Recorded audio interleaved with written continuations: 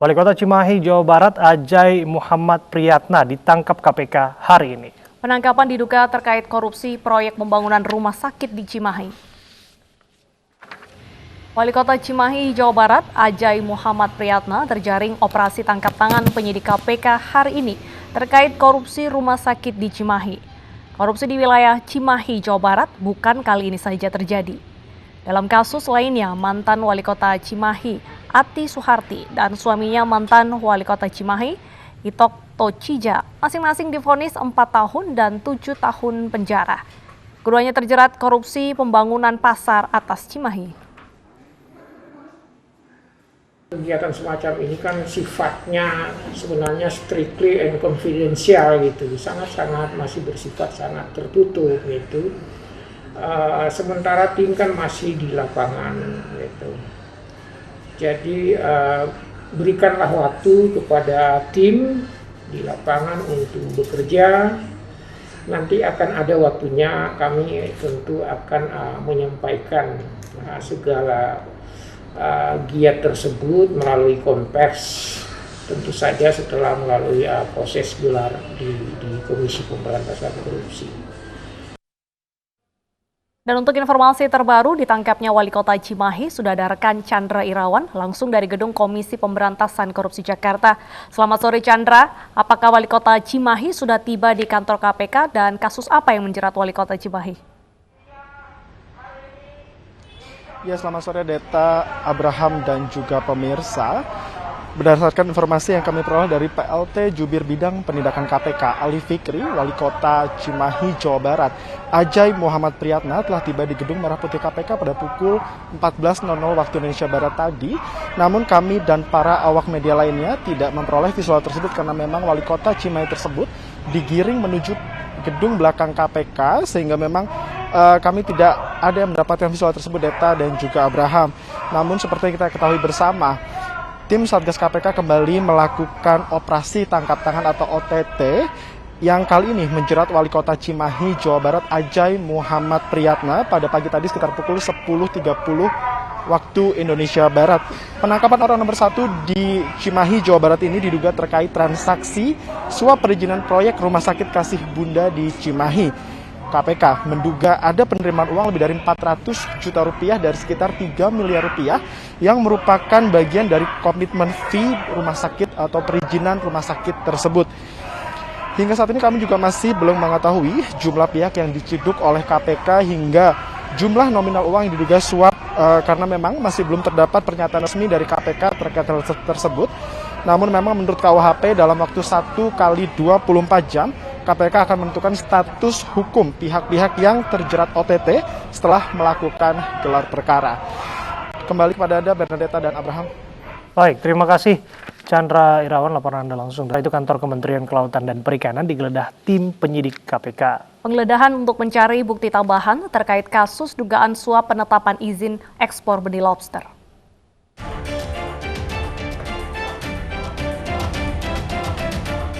Satu persatu kendaraan tim penyidik Komisi Pemberantasan Korupsi KPK masuk ke dalam kantor Kementerian Kelautan dan Perikanan di kawasan Gambir, Jakarta Pusat untuk menggeledah dan mencari bukti tambahan terkait kasus dugaan suap penetapan izin benih lobster atau BENUR. Sejumlah tempat yang diduga berkaitan dengan perkara tersebut telah disegel dan dilarang dimasuki siapapun kecuali tim dari Lembaga Anti Rasuah pasca penetapan Edi Prabowo sebagai tersangka.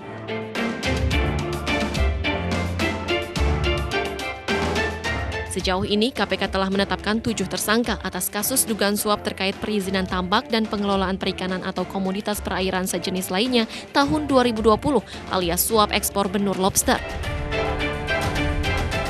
Dalam kasus ini, Edi Prabowo diduga menerima uang senilai 3,4 miliar rupiah dan 100.000 dolar Amerika Serikat. Tim Liputan iNews melaporkan.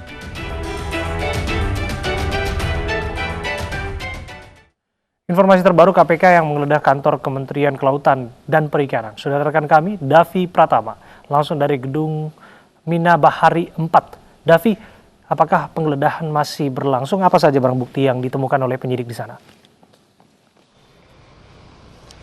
Iya, Abraham dan Bernadetta, memang hingga sore hari ini para penyidik KPK masih berada di dalam gedung Mina Bahari 4, kantor Kementerian Kelautan dan Perikanan guna mencari barang bukti tambahan terkait kasus suap yang menjerat Edi Prabowo terkait perizinan ekspor benih lobster.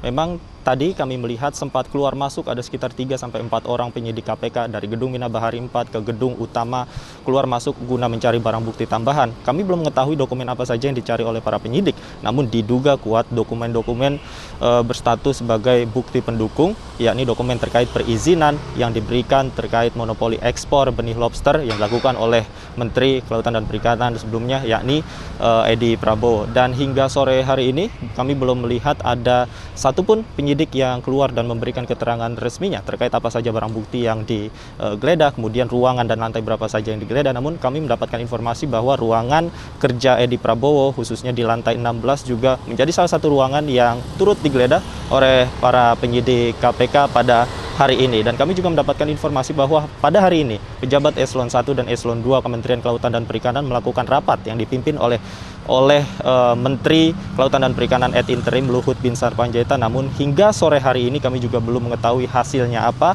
pembahasannya apa. Kami masih menunggu karena pihak dari Kementerian Kelautan dan Perikanan sangat membatasi akses kami para awak media sehingga kami tidak diizinkan masuk untuk menggali informasi lebih jauh terkait hal ini. Untuk sementara demikian, Abraham dan Bernadetta. Baik, terima kasih Davi atas laporan Anda. Selamat bertugas kembali. Pemirsa, 2 tersangka kasus ekspor benih lobster menyerahkan diri ke KPK pada Kamis kemarin. 2 tersangka tersebut adalah Andre Pribadi Misata dan Amiril Mukmimin.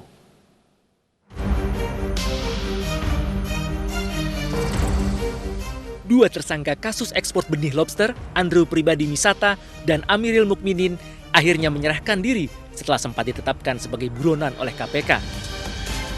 Andrew Pribadi Misata adalah tangan kanan Menteri Kelautan dan Perikanan Edi Prabowo dengan posisi strategis, yakni sebagai Ketua Pelaksana Tim Uji Tuntas atau Due Diligence Perizinan Usaha Perikanan Budidaya Lobster KKP.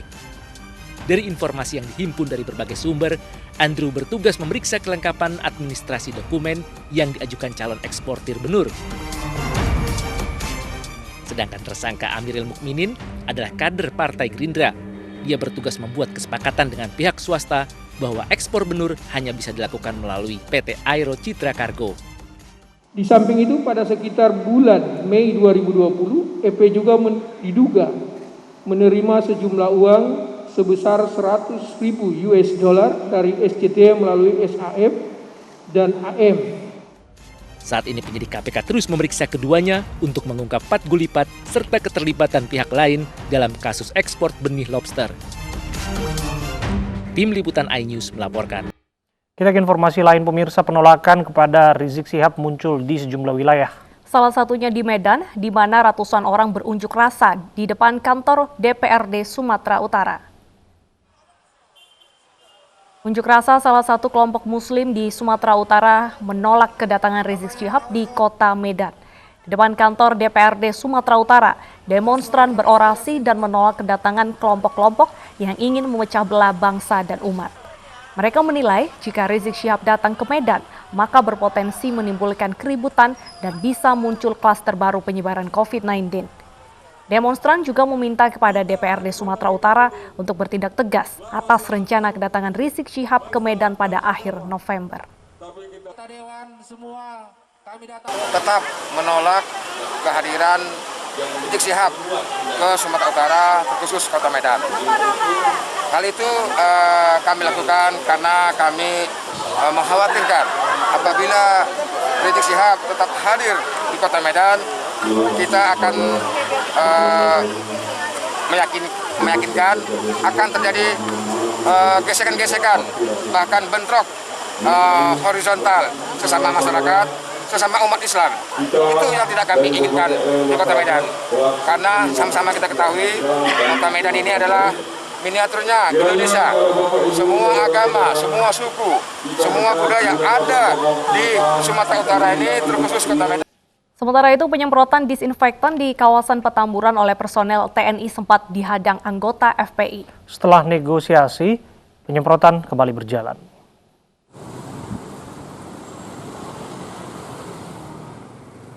Sejumlah personel TNI dari Kodim 0501 Jakarta Pusat menyemprot kawasan Petamburan dengan disinfektan.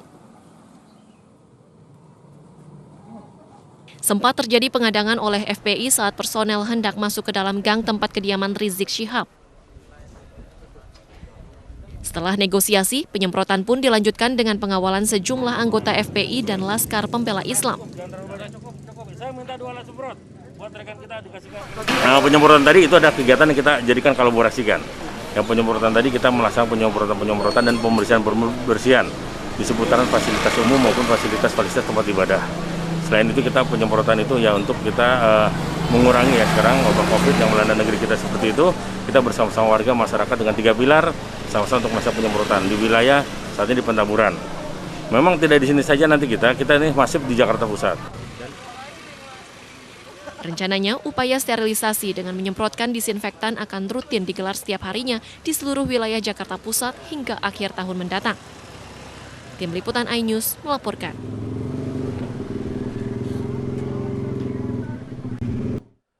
Sementara itu, Kapolda Metro Jaya menginstruksikan anak buahnya untuk tuntaskan kasus kerumunan acara Rizik Syihab di Petamburan. Status kasus sudah naik ke tingkat penyidikan dan polisi akan segera memanggil seluruh pihak terkait. Jadi gelar perkara untuk menaikkan yang semula diduga ada tindak pidana, sekarang kita meyakini bahwa peristiwa itu ada pidananya. Tadi pertanyaannya apa yang harus dilakukan, setelah ini kita menyusun rencana penyidikan. Apa aja yang dikerjakan di rencana penyidikan itu mendasari kepada alat bukti. Alat bukti terdiri dari saksi, keterangan ahli, bukti petunjuk, surat, dokumen, dan lain sebagainya. Itu yang akan kita kerjakan. Jadi seperti yang tadi disampaikan oleh Pak Kapolda, pihak-pihak yang terkait dan dibutuhkan untuk memenuhi alat bukti itu akan kita lakukan pemeriksaan. Gitu. Iya, semua siapa saja. Ini bahasanya semua siapa saja, kita tidak mengkhususkan 1-2 orang. Siapa saja yang terkait dalam pemenuhan alat bukti tersebut akan kita undang, akan kita panggil. Kita panggil dalam kapasitasnya ada 2, ada kapasitas sebagai saksi, ada kapasitas sebagai tersangka. Tetapi untuk tersangka nanti kita lakukan dulu gelar perkara. Rizik Syihab dan istrinya dirawat di Rumah Sakit Umi Bogor, Jawa Barat karena kelelahan. Meski tidak menunjukkan gejala COVID-19, Wali Kota Bogor Bima Arya Sugiarto tetap meminta Rizik dan istrinya untuk tes swab.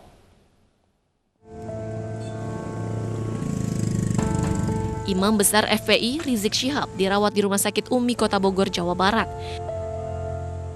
Rizik Syihab diantar keluarga masuk unit gawat darurat dengan gejala kelelahan akibat aktivitas padat yang dijalaninya beberapa waktu lalu.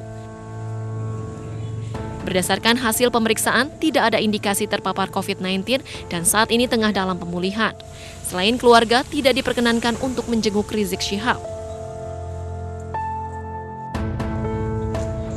Terkait hal tersebut, Wali Kota Bogor Bima Arya Sugiarto bersama Kapolresta Bogor dan Dandim 0606 Kota Bogor mendatangi Rumah Sakit Umi dan meminta manajemen rumah sakit melakukan tes PCR pada Rizik Syihab. Sangat baik sekali apabila Habib ya, dilakukan proses PCR test ya, untuk di swab itu, karena bagaimanapun beliau baru berinteraksi dengan banyak pihak, ada kontak yang sangat erat ya, cipika-cipiki dan lain-lain begitu, dan saya kira tidak ada salahnya apabila dilakukan PCR test ya, dan disambut dengan baik oleh pihak rumah sakit, sudah dikomunikasikan dengan pihak keluarga ya. Mudah-mudahan bisa dilaksanakan ya segera gitu. Jadi pihak komunikasi akan mengkoordinasikan itu dengan keluarga. Habib Rizik dan istrinya masuk ruang IGD untuk menjalani medical check-up oleh tim medis Rumah Sakit Umi Kamis kemarin. Kini keduanya masih dalam proses pemulihan di ruang perawatan.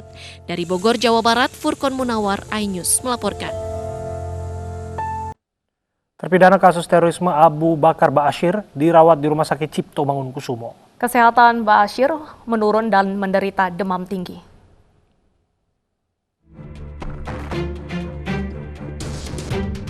Terpidana kasus terorisme Abu Bakar Ba'asyir dirawat di Rumah Sakit Cipto Mangunkusumo, Jakarta sejak 24 November lalu karena demam tinggi nyeri kepala, dan radang.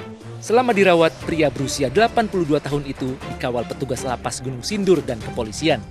Tahun lalu, Ba'asyir berpeluang menghirup udara segar setelah Yusril Izzah Mahendra yang saat itu menjadi tim kuasa hukum kampanye nasional Joko Widodo Ma'ruf Amin berhasil melobi presiden. Namun pengasuh Pondok Pesantren Al-Mu'min Ngeruki Sukoharjo, Jawa Tengah itu menolak menandatangani dokumen pembebasan bersyarat karena menginginkan bebas murni dan tak setuju dengan syarat yang diajukan. Dia pun memilih tetap menjalani hukumannya. Kini sudah lebih dari 9 tahun Ba'asyir ditahan setelah divonis 15 tahun penjara pada tahun 2011 lalu karena terbukti bersalah meyakinkan dan menggerakkan orang lain dalam penggunaan dana untuk terorisme. Sebelum ditahan di lapas Gunung Sindur, Ba'asyir sempat ditahan di Nusa Kambangan, Cilacap, Jawa Tengah.